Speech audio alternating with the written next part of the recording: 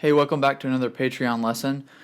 Today I thought I'd do a production deconstruction video of a song that I worked on back earlier this year, kind of before everything came crashing down. I think we tracked this song in January, so it was kind of right after the new year. But yeah, I produced, engineered, and played a little bit on this song. The song that I'm going to be talking about is called Braindead by a band called Mountains Like Wax. They're based here in Nashville. So good friends of mine. So it was an honor to get to work on this song with them, and we've been working through some more stuff for their upcoming record. So there may be more content from them on this channel at some point. But yeah, I just really enjoyed the creation and just the whole process of this song and how it came to be, and I think there's a lot of cool sounds and parts in it, and so I thought I would kind of show those. Might be beneficial for you guys just to kind of, I can talk about drum stuff with it because there's kind of a specific drum setup that I thought was really cool and turned out well, but also, just talk about the production of everything else and mic choices and that kind of thing. Since it was all done in this space by me, I can kind of speak to every aspect of it. So yeah, first of all, before I get into it, if you haven't checked out Mountains Like Wax, please go find them on socials and follow them and all that good stuff. Like I said, there's some good friends of mine that I believe in a lot and love, and so always want to encourage as many people as I can to go check them out. So what I'm going to do is we're going to kind of start at the finished product and then work a little bit backwards. Or not necessarily backwards, but kind of show you the finished product and then start from the beginning and then walk all the way through to get to the master. So I'm going to play the master, the full master of the song. So this is, mixed, mastered, everything's done. This is the version that's up on Spotify and Apple Music and all that good stuff. After we do that, we'll come back and I'm going to show you the demo for the song that we did together a few months prior, and then I'll start walking through the tracks and we'll just kind of casually go along, and I can mention anything that I can recall about all the good stuff from production to mic choice to specific instruments, etc. So here's Braindead by Mountains Like Wax.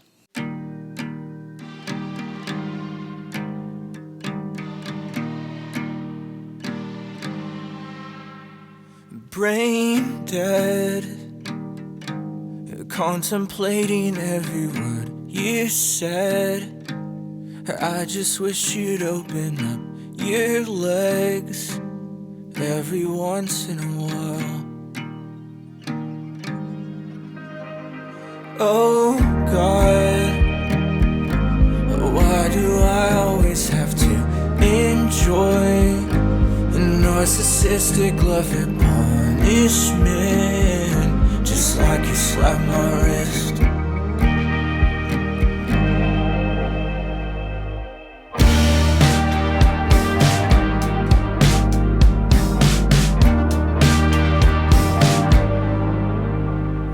Forget the words I said when I was slightly pissed, hugging couches instead of your lips. Or are you over it?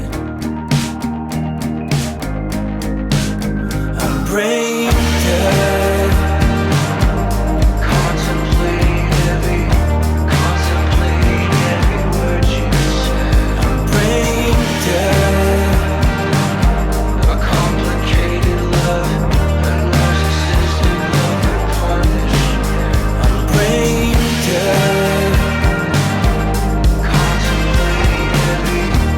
contemplating every word you said. I'm brain dead, a complicated love, a narcissistic love and punishment. Let me go now, let me go out. Let me go now, let me go out. Let me go now, let me go out. Let me go now, let me go out.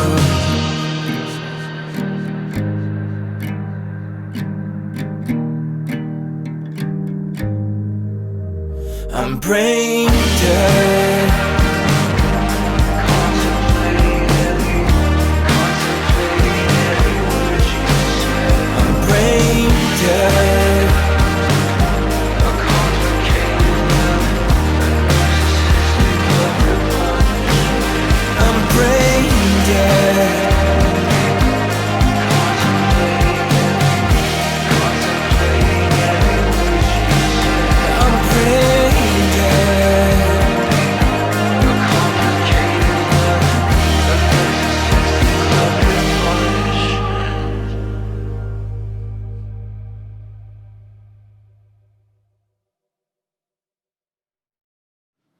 Okay, so now that you've got to hear what the finished version of the song sounded like, what I want to do is pull in the demo here, which I've got in the session.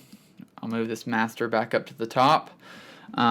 So this is the demo that we did a few months prior.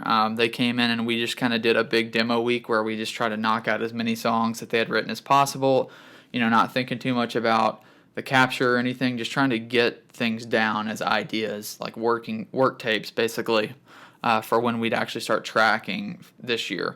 So I'm just going to play a little bit of the demo. I won't play the whole thing, just so you can kind of get an idea of where it started and then where it ended up. So the arrangement of the demo is pretty well the same as the final song, as the final master, besides the fact that we did add a bridge, and I don't believe the demo had a bridge. So as you can see here, the file is a bit shorter, but I think it lines up until the bridge, and then it skips the bridge and moves on to kind of the outro chorus. So here's just a few moments of the demo so you can kind of see where it started.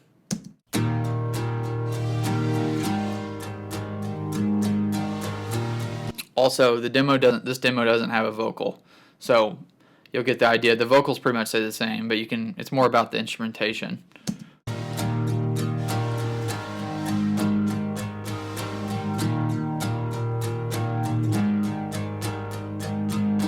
That's the intro, man, with just the guitar.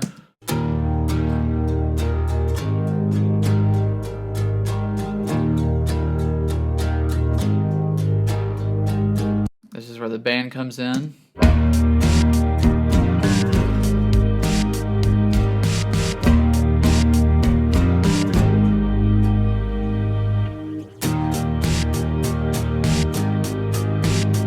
Here's the first big chorus.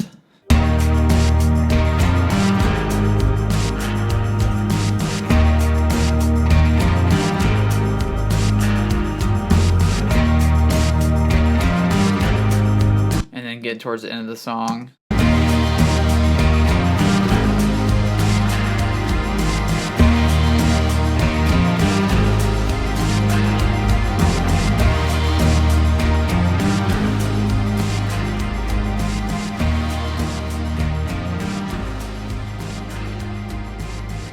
So as you can tell there, we just put a fade out, I guess, on the demo. Of course, just program drums or whatever.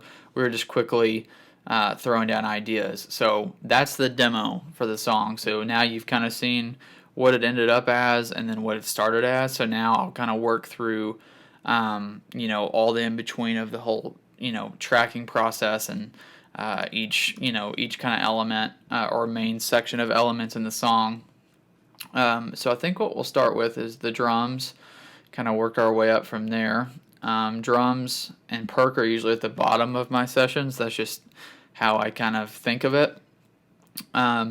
So quickly, kind of to talk about the setup of the drums, and what I'm going to do while I'm talking about it is I'm going to place I have some photos I took of the setup while right before I tracked the drums for the song. So I'll go ahead and put that up now. So now you should be seeing the photo of the setup. Basically what it was kind of a hodgepodge of different things. For the kick, I had my 18-inch Ludwig concert drum, whatever. I don't know if it's a concert tom or concert drum, what the correct term for it is, but it's a one-side headed drum that I use for a kick quite often when I want a specific sound, kind of a shorter, subbier kind of sound. So that was the kick, and then I had my CNC toms up with some t-shirts and towels and stuff over them, so that's a 13-inch rack and a 16-inch floor. And then the snare, now I have the picture of it now, I'm not recalling the snare. I believe the snare was my Ludwig 6-lug with some stuff on it as well. And then cymbals, nothing crazy. I think it was just my Peisty, cheaper, kind of papery hi-hats, and then my Istanbul 20-inch crash and 24-inch ride. But the crash had what I call goat nails on it. They're just like those little kind of clunky shaker sounding things. You can see them in the photo. You probably know what I'm talking about. So that just sat on the crash the whole time to kind of shorten the decay of the crash and give it kind of that crunchy texture. And so that was kind of a specific part of the crash cymbal sound in this song. For the mic setup, quickly, I had Beta 52 in my warm, this mic on the kick, my Telefunken on the top of the snare, probably a 57 under. I had my Behringer C2s on the toms, which are just super cheap, like $30 pencil condensers. I had an SM7 on the hi-hats. I had my Telefunken M60 pencil condensers on overheads in a space pair. And then for room mics, I had my AEA R44 about 10 feet out in front of the kit in mono, and then a pair of stereo biodynamic in 160s and out in the other room as a stereo pair. So quickly, let me just solo the drums and let you hear some of those. So I've got my drum bus and then my sub bus, which is kind of where my kick channels go to get some extra oomph in them. And there's also a snare sample. Of course, this is just my like rough mix session, so what you're going to hear is not exact of what it was sent off to mix to Andy Park in Seattle. So this is a representation of what things sort of sounded like going to him, but obviously he did his own thing with some of them. But the song is still pretty true to what it was tracked with. So yeah, here are the drums only. Let me make sure I've got them. Yeah, got them soloed. Just so you can kind of hear some parts.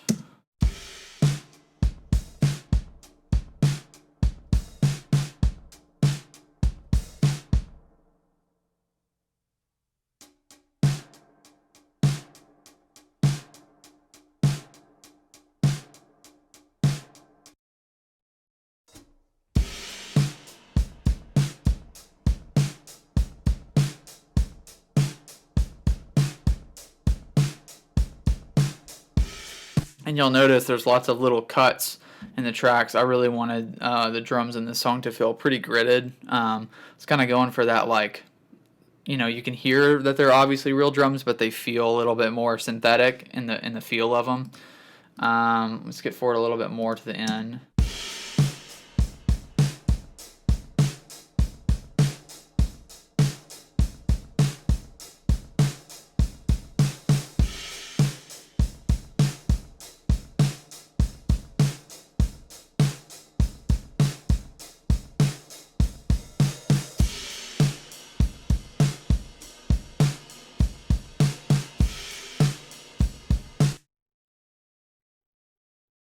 Shorter, drier kind of texture because of those goat nails on them, which is something I like to do when I'm looking for a crash sound that's like kind of like what I was talking about, a little bit more synthetic sounding, shorter in decay and just not going to take over that moment as much as like a normal open crash sound.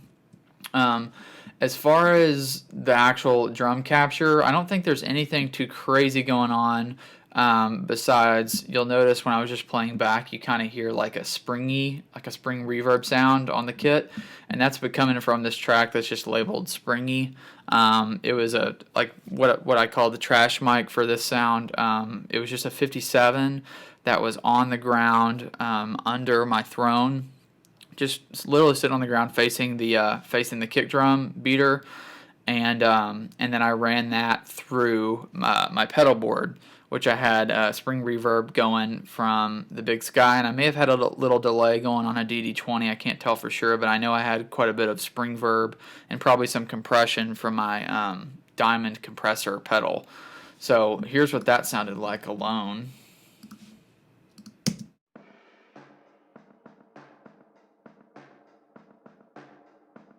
Sounds like I definitely had like a slap delay on it as well.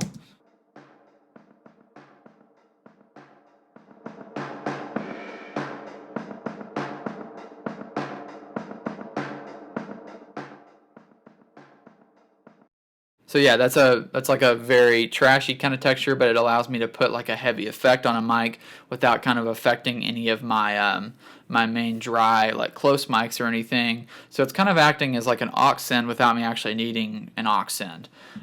So quickly I'll play the drums again with and without that spring sound.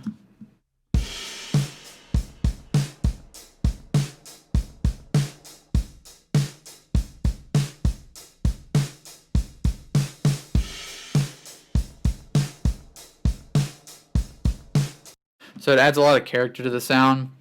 Another thing I'll show you is the kick mics. In the mix, it pretty much sounds like a normal kick, but that little 18-inch kick kind of has its own character. Once again, it's a more synthetic kick drum sound because it's only got a head on one side. I always put like a sheet or a blanket in there, so it's really, really, really dead, and get the mics real far in there. So I kind of use like proximity effect and kind of the low end buildup in the shell to kind of create a more synthetic kick sound. So here's the kick in and kick out soloed.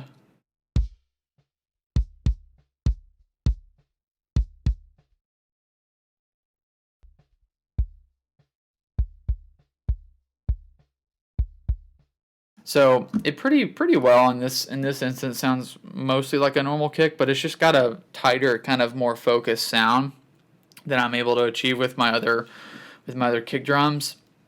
Um, I guess the last thing about the drums is I'll just show you the difference. I'll turn off the trash mic and just show you the difference with and without the room mics here. And even I think playing maybe this mono room mic before I do that would be beneficial, just to show you that sometimes like the right sound, like a lot of people will say get the sound right in the room and then you're good from there, like tune the drum or set it up to where it sounds great in the room, and then you'll know you're kind of good to capture it and it'll be easier and sound better. Well, that's not always the case. I think that this kick drum that I'm talking about in this instance really doesn't sound that great in the room. Like in the room mics, it's kind of boxy sounding. I'm specifically only using it because I get a lot of it's sourced from, like I source it from the close mics. So I'm not saying that statement isn't true ever, but when you're going for like more specific textured sounds, I don't think that statement is always the case. So here's the mono room mic.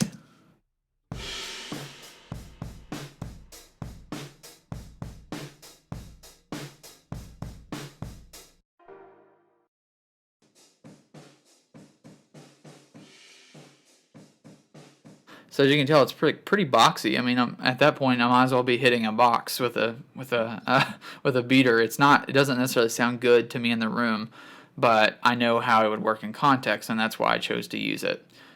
So quickly, here's the drums with and without rooms.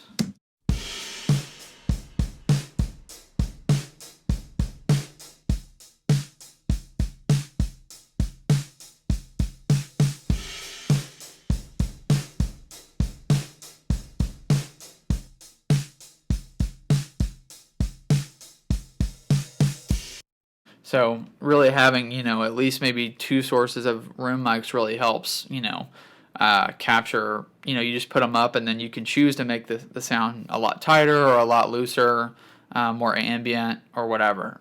So having the mono in the stereo rooms as well as that trash mic really allow me a lot of flexibility in what I'm able to do, or what the mixer is able to do after the fact.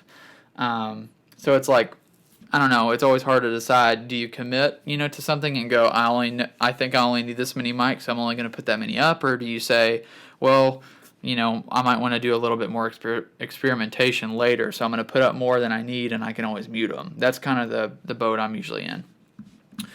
So I think that about covers drums. It's a straightforward pattern, a straightforward beat and playing style, but it's kind of got a specific texture to it that I was really happy with. As far as perk, usually I do quite a bit of perk on a lot of songs I work on, but this one just didn't really need it. I just didn't want them to take away from the song.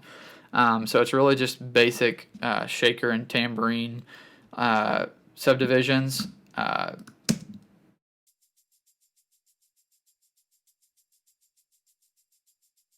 That's basically the only thing that happens. Those just come in and out throughout the song. blocked out, nothing special. The only perk track that's a little bit special is the cymbal sizzle track, which this was kind of before the beat comes in. It's just like a kick, four on the floor thing, and I felt like I needed some type of texture to kind of help the song start moving and create some like motion kind of behind the scenes. Like there's a lot of things up front, like the vocal and the acoustic guitar during this part, but I wanted something kind of farther back in the mix to kind of just create motion and feel more human. So I think what I did was I put a sizzle on a cymbal and then just recorded it like in a room mic or an overhead, and just held the actual sizzle and just moved it around on the cymbal to kind of create like a motion. So here's what that sounded like before processing.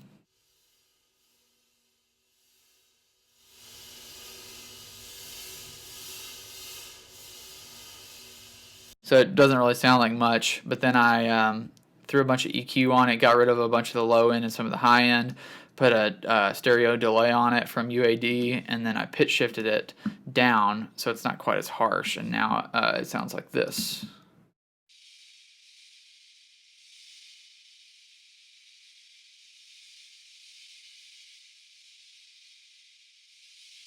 So in context, let me put it back down at the level it was at. You kind of have to listen for it, but here's, I'll start it right before it comes in, and then you'll hear it come in.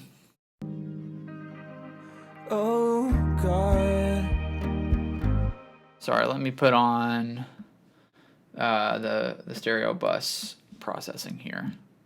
Let's try that again. Oh God, why do I always have to enjoy mystic love and punishment, just like you slap my wrist? So yeah, it's just kind of creating a sizzly texture kind of in the background. It's not a huge deal. It's not something that anybody probably even notices when they listen to the song, but it's just kind of adding motion when that kick comes in. All right, so I think that's all the drum and perk stuff. We'll move up into bass world. So for the real bass, I had basically three sources. And this is often how I'll track. I at least usually have two sources. In this instance, I had three. So the first is the DI, which would have been the bass going through the pedal board and then straight into my Heritage Audio 1073 with some EQ. Usually when I'm tracking DI and amp, I still send like whatever pedals or whatever to both sources. I don't do a completely clean DI and then a completely wet amp. Sometimes I do, depending on what I need, but most of the time I'm still wanting like whatever compression or saturation I've got going on a pedal board hitting both sources, because they're still going to sound quite a bit different anyways, even with the same pedals on. So I think that's how this was tracked. So the DI is just, yeah, pedal board or bass to pedal board to Heritage. And then the amp, in this case, was actually a guitar amp. It was the same situation, except it went out to a deluxe reverb in the other room, and then that was mic'd with my Mojave MA300, and then it came back in on one of my Cappy VP28s. And then the room mic was my R44, just kind of in the back in the other room where the amp was, just kind of far away up high near the ceiling, and that was just kind of capturing a room sound. And I think I probably brought it back in through the Cappy. I don't remember for sure. But let me just solo the bass, all the sources when they're all in, and then I'll go through each individual one.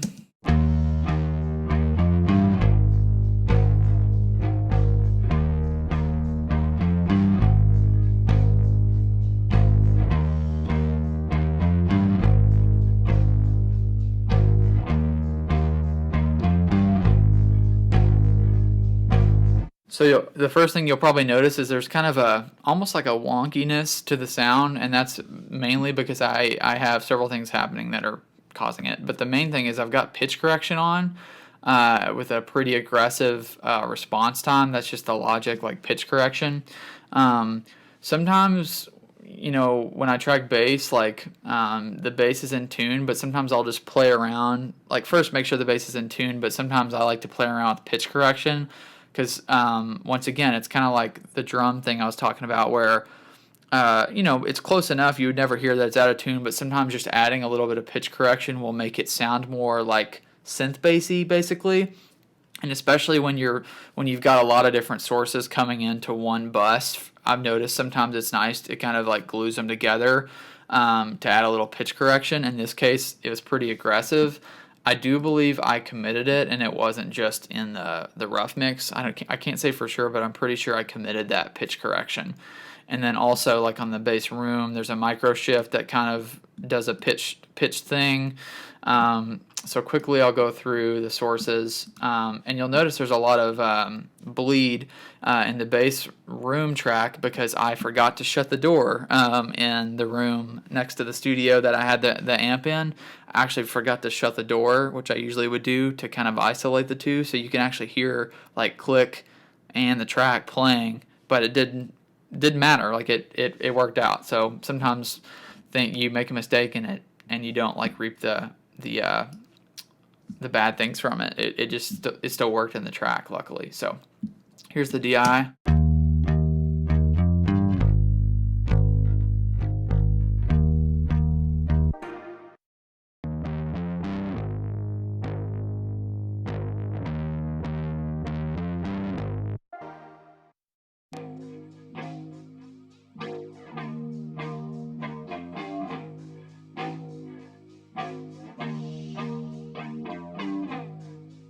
It's interesting because that pitch correction in the room almost makes it sound kind of like tape cassette-y, like a wow and flutter kind of thing on like a tape cassette plug-in or an actual tape cassette player or whatever. So it sounds kind of wonky by itself, but in the mix it worked pretty well.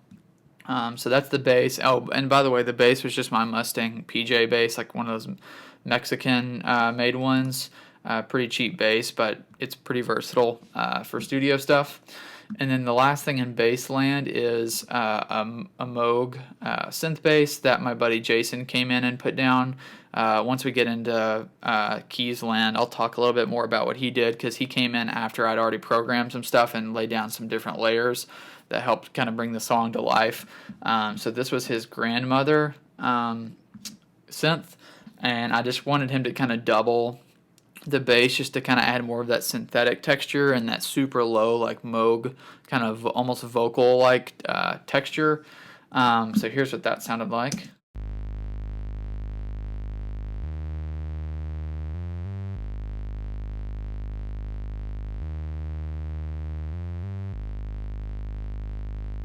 So we all have kind of probably heard that sound before. I love that sound. So here's all the basses together, all the sources of the real bass with the Moog.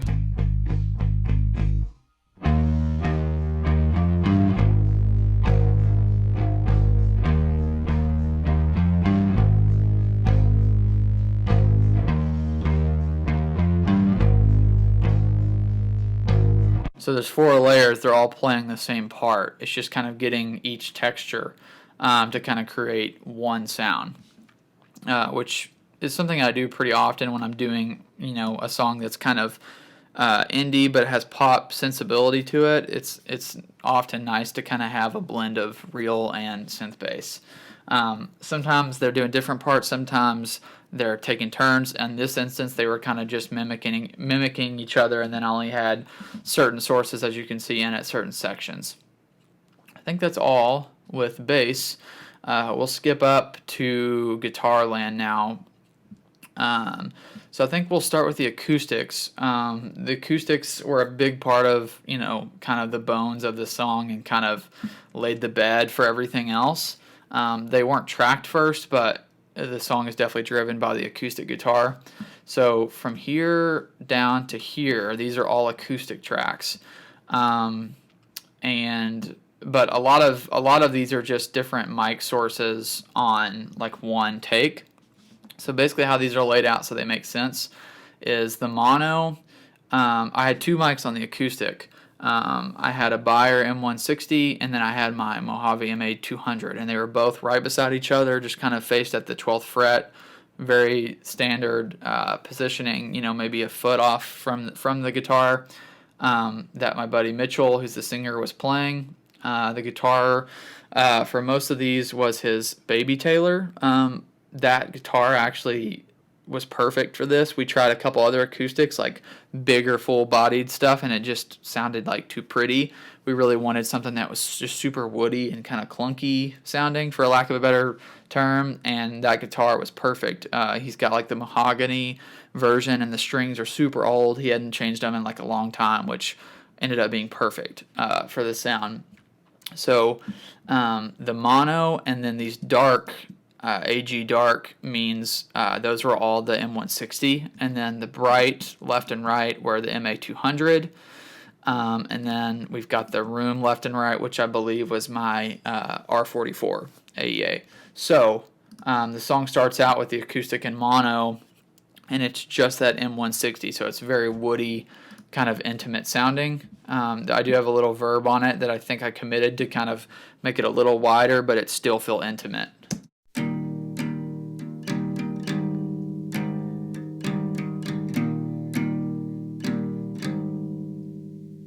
So that's that sound. So it kind of starts out with that, and at the beginning of the song, so it's very, intimate with just the vocal and that guitar.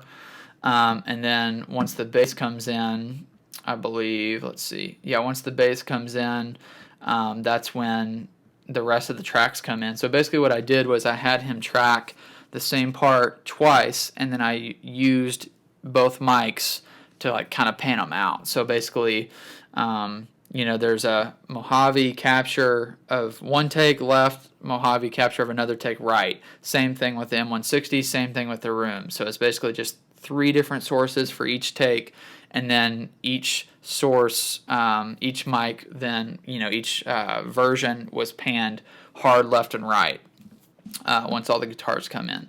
So here's the Mojave MA200.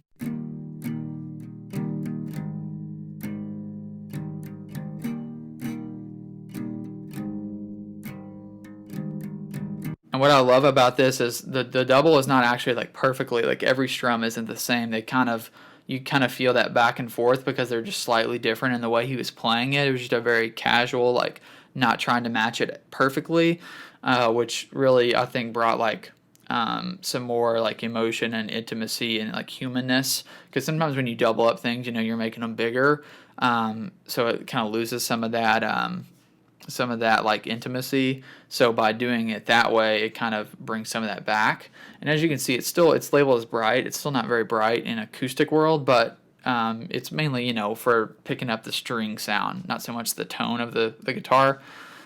So this is all the tone here, the M160s. So a lot darker, a lot more woody sounding.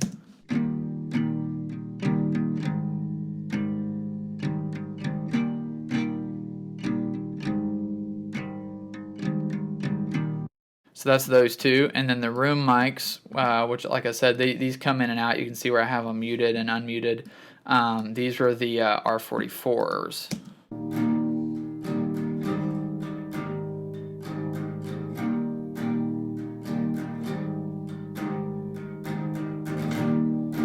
So that's that, and then here's all of them together soloed.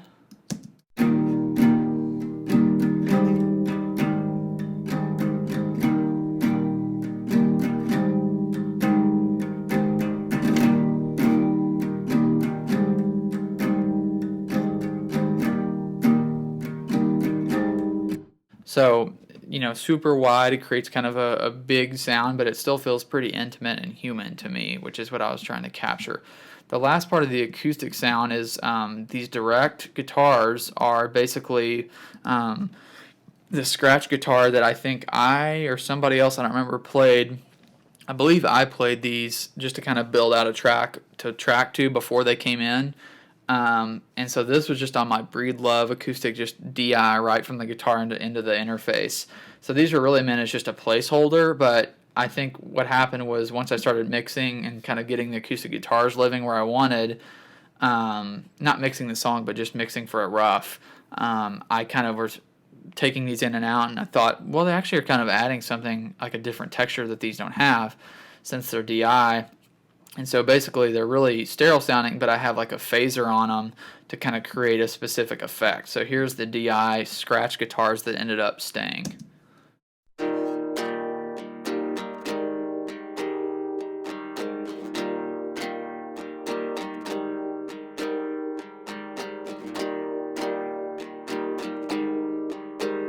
So it sounds kind of almost cheesy by themselves, but they blend nicely with the rest of the guitars. I probably didn't even have the phaser on them when they were just, the scratch guitars, but because I had plenty of other sources that were, just true captures, I was able to get away with a little more of that effect.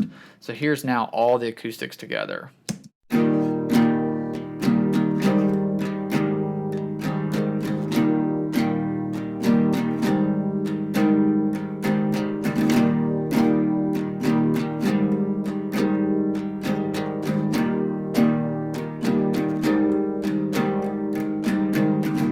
So yeah, it's a lot of parts, all playing the same thing. So I think this would have been 4 full takes. It would have been 2 takes of all the mics on the different mic sources I showed, and then my scratch was an actual double. So that's 4 total takes altogether. So that's the acoustic sound. It's 2 guitars with a bunch of different mics, and I think that it kind of lended itself well to what we were going for, which was, a big bed of acoustic, but it also not feeling too bright and in your face, but also not feeling, too muddy or anything. So just kind of like intimate, but also big and kind of unique with like the doubles and all that stuff going on. So that's the acoustic guitar world. Here's what I'll do real quick. Let me just show you everything that I've shown you so far kind of together so you can kind of see how the track builds up. So here's the drums, bass, and acoustic guitars. I'm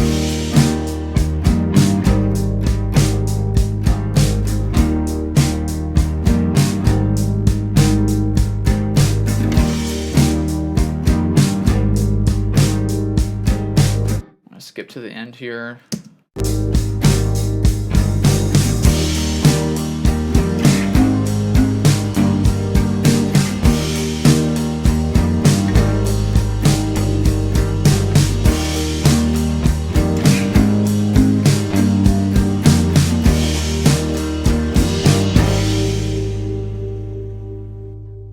And then I'll show you a little bit of the bridge as well.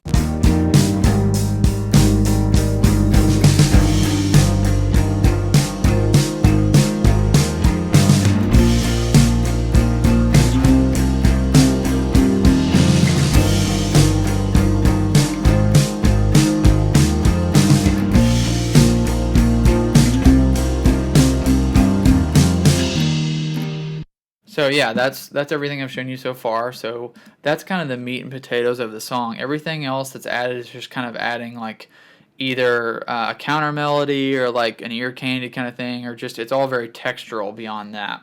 So there's not a ton of electric guitars on this song, at least for a Mountains Like Wax song. They're a very like guitar driven band. So this song really doesn't have that many guitar parts. They're just split up because I wanted to have each kind of have its own texture. So they're not.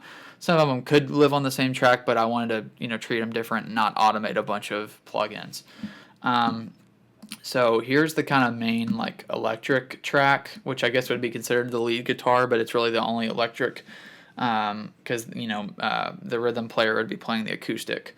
And basically, I believe most, or if not all, of these electric parts on this song were tracked through this radio. Quickly, it's an old Sanyo radio that my buddy Cole, you can find him on Instagram at, I think it's Cole's Picks Vintage or something like that. He mods microphones and repairs old microphones, sells them, and he like mods these old radios and makes them into little amps. Basically, he just replaces the tape cassette part with a 1/4-inch jack, and then you can plug right into it. And then the on and off is the top, and you've got control of volume and tone. The speaker actually works, or you can come out the back DI with like an 1/8 to 1/4-inch converter, and that it's like a very fuzzy. It's basically like a fuzz sound. Like you can't really get it super clean. It's a very fuzzy sound, but that's kind of what we wanted. We wanted a very broken up, kind of broken electric sound on this. So when you hear these sounds, that's if you're wondering why does it sound so like old and crusty, it's because it was tracked through that. So here's the main guitar.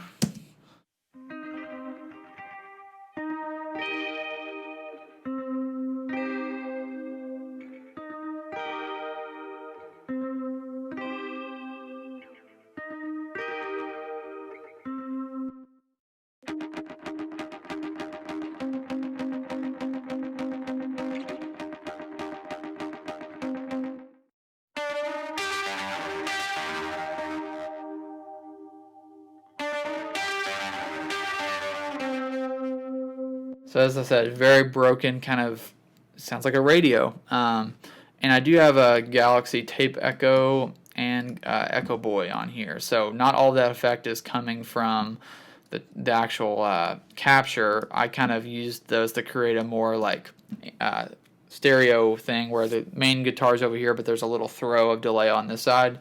So here's what it sounds like without, and then I'll put them on kind of at the end of the song.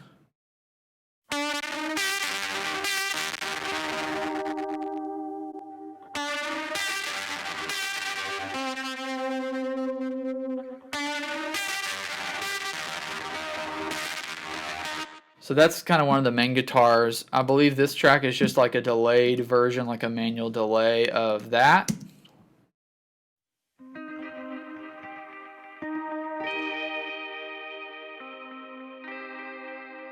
Yeah, so it's just a fully wet version of that. I already kind of had a delay panned that way on the main track, but I guess I just wanted a little bit more of that kind of. Sometimes when there's when there is more room in a track, if there's only like one electric part, then sometimes I'll have it kind of on one side and then duplicate it and put a fully wet like delay or reverb version of it on the left to kind of create like a spread, but it still feels almost like a live capture kind of thing. So that's what this is.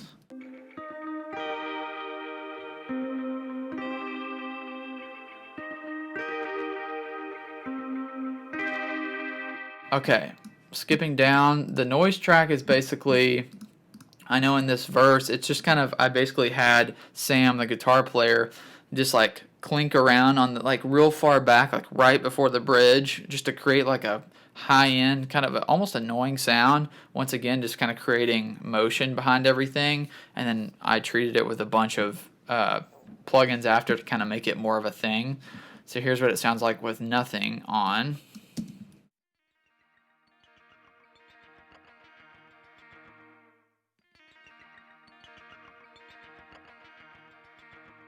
And then with the plugins on.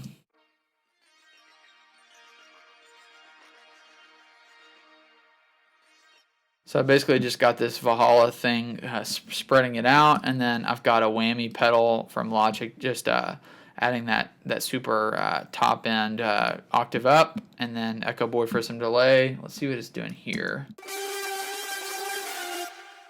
I couldn't remember what this was. So this is in the bridge when everything's kind of really going out. We wanted this like what we kept calling like the elephant guitar sound, because it just sounds like an elephant, like the sound they make when they I don't know how to say what I'm trying to say, but they make like a big sound with their trunk. It's kind of like that, and that's just that thing cranked and just like tremolo picking as fast as he can, and I purposefully just cut the audio in and out so it's like on, off, like you don't feel him stopping. He just played constantly, and then I just cut it where I wanted it to come in and out.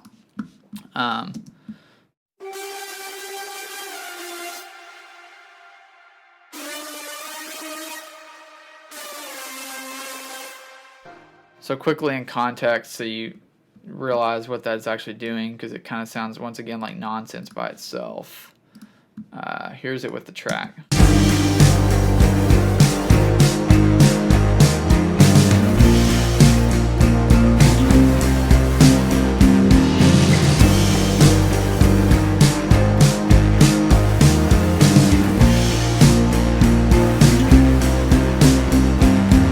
So yeah, it's just a textural thing to kind of come in and out of that part to kind of give it some more tension, because it's such a brashy sound. Skipping down, these are basically just little like triad, I call them stabs, but there's little like plucks to kind of create a rhythm / melody to kind of go with the drums.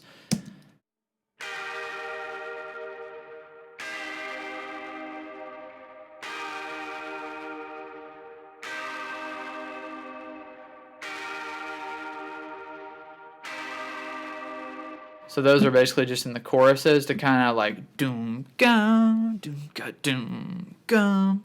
So it's just kind of that like not really call and response, but just kind of that back and forth thing. Once again through the radio. Let's see, we've got a bridge guitar.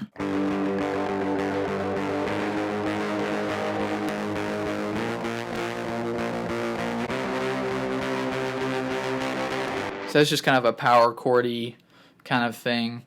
If I'm remembering correctly, I think we used a 335 mainly on this song that we borrowed from a friend. So that's just kind of a power chordy thing to fill up some of that frequency that we felt like we were missing in the bridge. And then, yeah, that's it. That's all the guitars. So let me go ahead and quickly play you some sections with drums, bass, acoustic, and electric.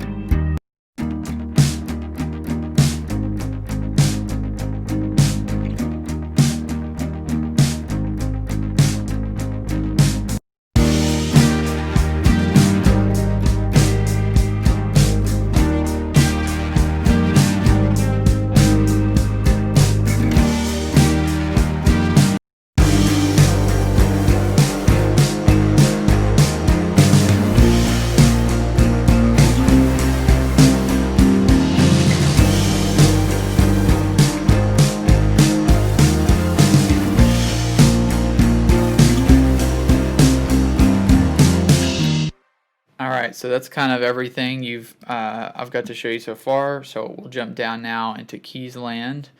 There's quite a few keys tracks on this song. This is kind of odd. In a Mountains Like Wax song, it's not very common for there to be more keys tracks than there are guitar tracks. But this song was definitely like a little bit of a departure from their typical sound. So that makes sense. So we'll start from the top and go down. Let's see, I've got this labeled as panning pad, so I know it's something that's going to be probably panning back and forth. I don't remember exactly what it was.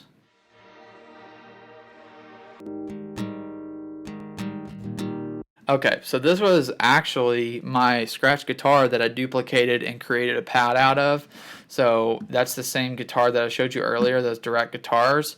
It's just got some EQ, some saturation, the phaser, and then here's what's doing all the work. I've got this Crystal Choir preset. I've probably tweaked it some, pulled up from Sound Toys. So it's a crystallizer, an Echo Boy, a primal tap, and then the tremolo is off. So that's what's really creating the effect that doesn't make it sound like a guitar.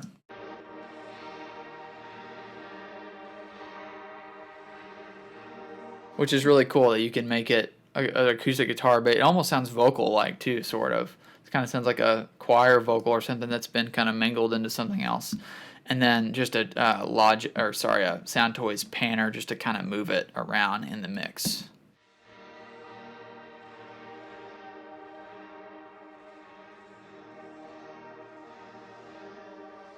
So it looks like that goes throughout the song.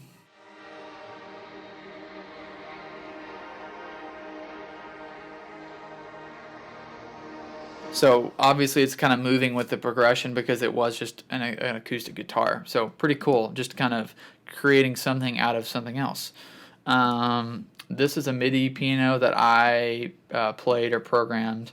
It's a pretty basic sound. It is a decently big part of the song, but it's not really cool sounding honestly on its own. It's just like a Logic, or not a Logic, it's a Arturia Keylab piano, the American softened patch, and then what's really doing the work to give it some vibe is the Sound Toy stuff, the micro shift, primal tap, and tremolo. So here's that.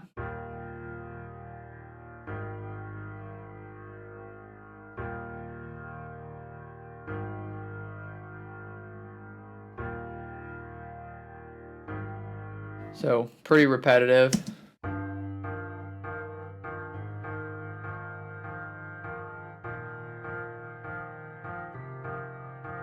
So I'm not a real piano player, so it's just really basic, chords and all that, but it did the job and kind of filled the space that I needed it to. This is an ARP that I programmed. Let's see what the patch is. So I'm not sure, I'm not very familiar with what instrument this is, but the preset's called Birds in Peace, and looks like I added Devil Lock and some delay to it.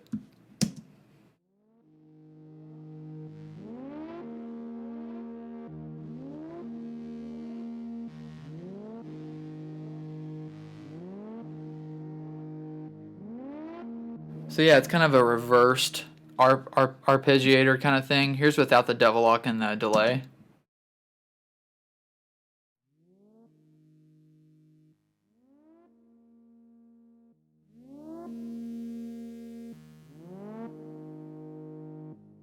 So yeah, it's just adding some more saturation and kind of getting it spread a little bit in the mix.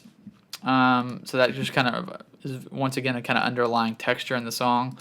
Then we've got another ARP that I made out of a Mellotron. This is just the Logic Mellotron. I've got a bunch of processing on it though. Looks like I've got a phaser, a delay, and the Logic pedal board. It's running through this amp. I've got the tape cassette plugin from Sketch Cassette is what it's called, I guess. Just to kind of make it sound like a tape cassette. I've got a Galaxy Echo. I've got Ozone just for the imager on it. And then I've got Echo Boy. So, okay, whoops. That's an old isotope thing.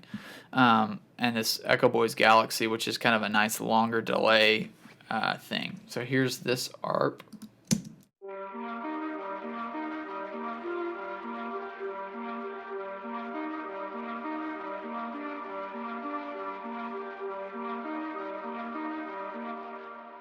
Alright, so let's just hear those four elements together real quick before we move on.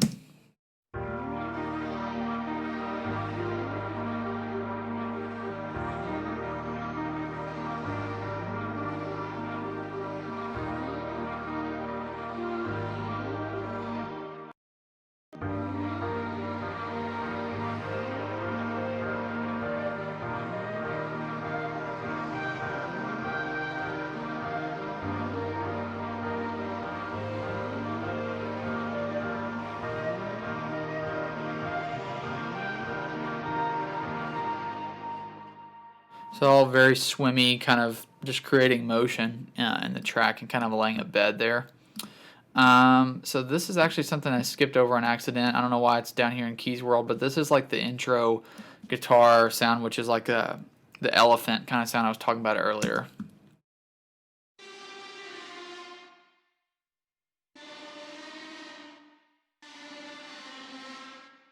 So that, happens at the intro of the song right at the top and then kind of reintroduces itself at the bridge. Skipping down, these are some MIDI vibraphone tracks that I programmed.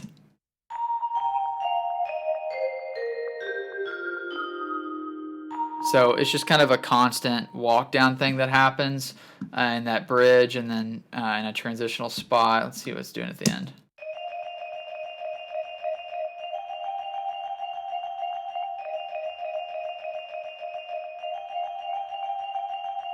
So those are kind of acting as a layer with this guitar, I believe. Let's play these together.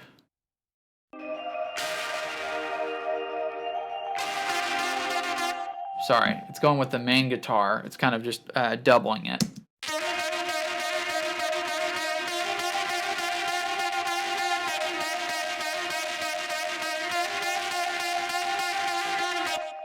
So yeah, I love the vibraphone sound. I'd love to have a real one in my life at some point, but until then, it's MIDI.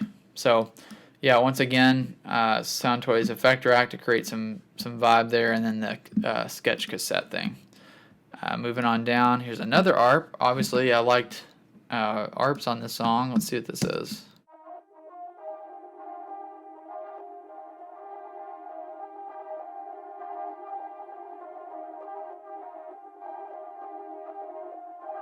So yeah, once again, just very textural. Far away is the preset. I usually just pull up presets and then change the settings to what I want. This is the Matrix 12. Don't know what that. I'm not familiar with that, but it's a cool sound that I found. It's just kind of creating some movement in the verse. Second verse, it looks like. Let's see.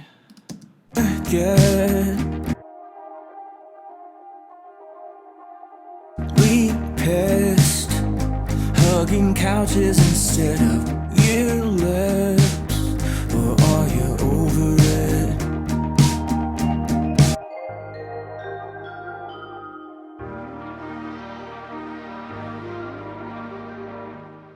All right. right, so that's that. Now we're getting down, I think this is the last track of the stuff that I played or programmed in the keys world. So this was a pad that I think I might have had on the demo that I just pulled over.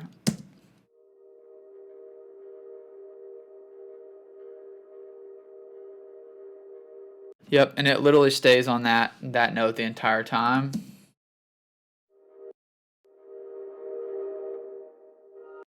Yeah, and I don't even know what that was sourced from because it's obviously just printed audio. That's probably printed from a MIDI track, so I don't know. It's just a basic pad though. Okay, now we're into Jason land. So these are all things that my buddy Jason Bennett laid down. So starting this Juno is it's not hot in the mix, but it's a big part of like a counter melody kind of thing going on with his 106.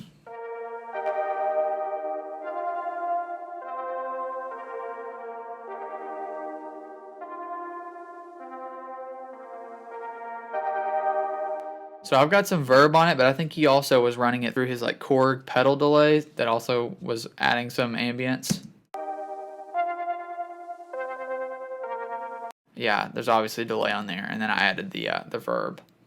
So that's kind of going. That's kind of like counter melody. It's counter meloding.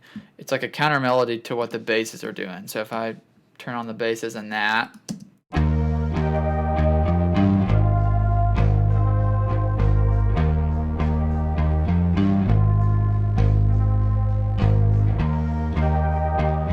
So those two elements are kind of working together. So there's that. This was a Moog. This is his grandmother again synth, but and this is a really, really cool sound. I don't think it really either got used in the final or it was very low in the mix. You don't really hear it a ton, but it's this cool, like very brashy sounding pitch bend thing.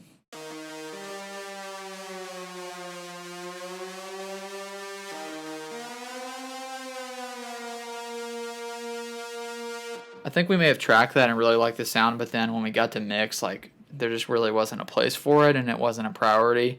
So I think it either got muted or was very low. So it's that. The Juno flutter track is just one spot where the Juno just kind of does a little flutter thing with his Korg delay on.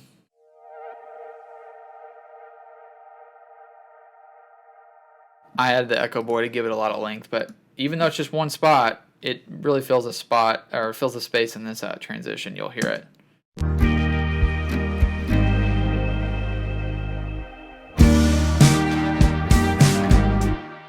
So that extra tail on there is kind of what leads into that that turnaround. All right, now we've got a Casio track, which is one of those cheap little like Casio, lap keyboards or whatever, real small ones like that you find at like thrift stores and stuff. And I had him just play a little ching ching ching ching ching kind of like bell type of sound on it. And I actually, this was funny. I think I have a photo of him doing this. I'll try to throw it in here. When he was tracking this, he had all his synths, and then when we did this part, he literally just held it in his lap, and I had the R44 over him, like overhead miking it. So it's funny just to have this super cheap little keyboard being mic'd by this like super fancy mic, but it really brought like a good energy to the last chorus.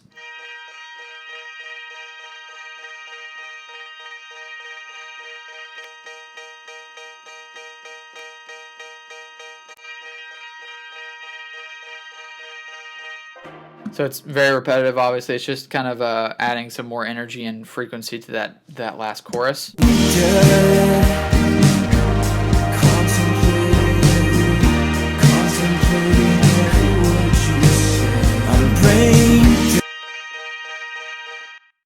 So yeah, I just kind of wanted something that felt like it was helping conclude, the song. So it's that. Then these are all Jason's real Mellotron. So I had the Mellotron ARP going on that I programmed, but then he brought in his real Mellotron, and laid down some stuff. So basically, there's this main part that kind of goes to the bridge that I had him track.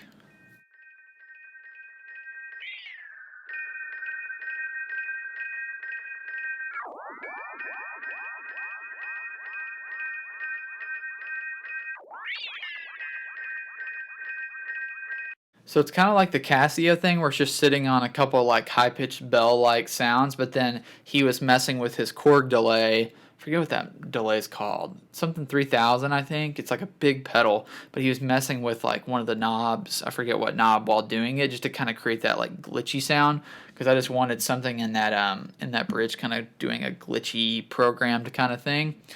And then all of these tracks from here down to this, these 5 tracks are essentially creating a string section from his Mellotron.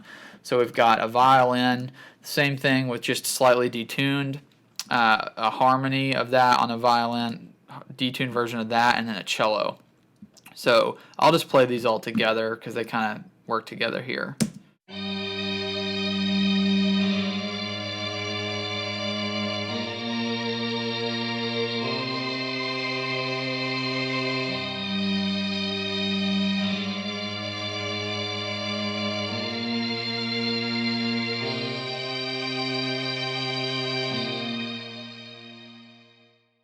So it gets very like cinematic sounding in that bridge. So I'll just solo. Let me just go back and solo all the keys and maybe the bass together in the bridge, maybe with the acoustics as well. Actually, let's just do bass and keys because those elements kind of create this cool like cinematic sound when they're just soloed together.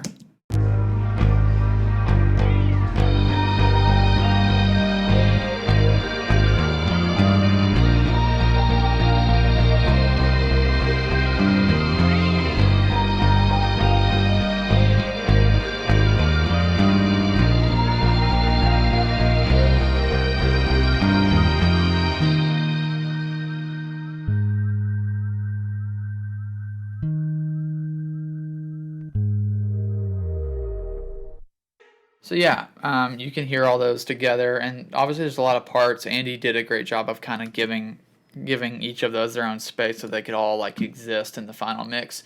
One thing I did skip over that I really love is at the end of this Mellotron Flutter track, we had the delay like feedback up, so it just had this like very cool ethereal like tail.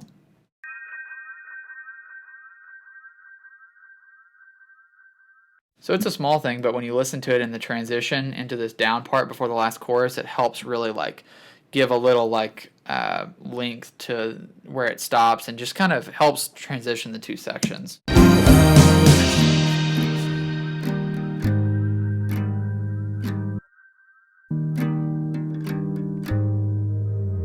I'm brain dead. So yeah, that's all the keys stuff.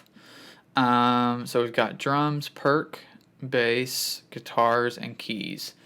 So quickly, I will play a few sections for you now, just minus vocal, because that's the only thing we haven't talked about. Let's just start here, maybe.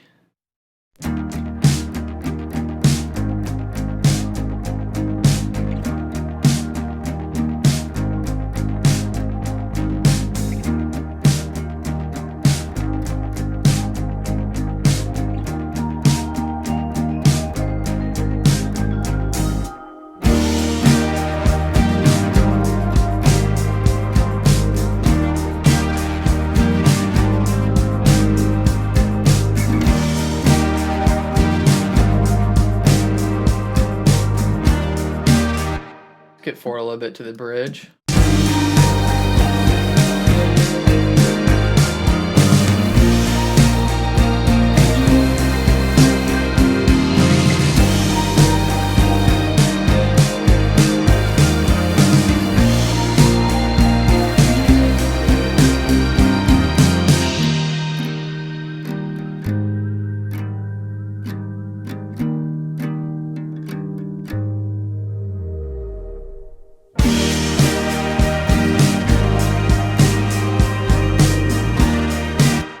Skip to the end.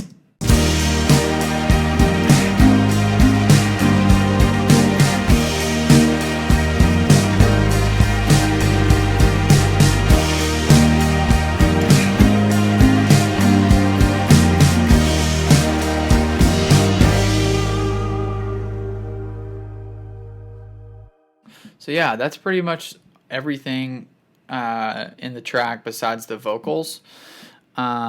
Let me go back and unmute the vocals here and talk a little bit about those. So the band has one singer. Occasionally Sam, the guitar player, will do some backup stuff. In this song, I don't think he did. So I'm pretty sure these are all Mitchell, the singer. So quickly, the mic we ended up choosing for his voice on this was my MA300, the Mojave tube condenser mic. And basically, there's nothing too crazy going on here. There's a main lead vocal. There's a double, which is not a true double. Sometimes I'll have the vocalist do a true double or triple where they're actually retracking the entire vocal under the lead. Or sometimes I'll create like a faux double where it's just the lead vocal duplicated, and then I'll like delay it a little bit, or I'll micro shift it, or just something to kind of create a doubling effect without actually getting the double, depending on what I want. So that's what that is. The BG left and right are in the bridge when it's kind of going back and forth. There's kind of the centered vocal, and then there's like a left and right kind of call and response thing going on. So maybe I'll play those for you soloed real quick. I'm brain dead, contemplating every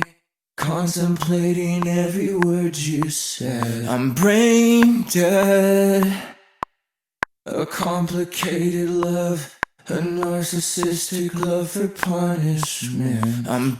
So the BG left and right were true doubles, but the main lead vocal and the lead vocal dub track were like a faux double. Let's see. Yeah, so that's those tracks. And then we've got just a basic harmony, high octave stuff, high octave 2. Let's see what these are real quick.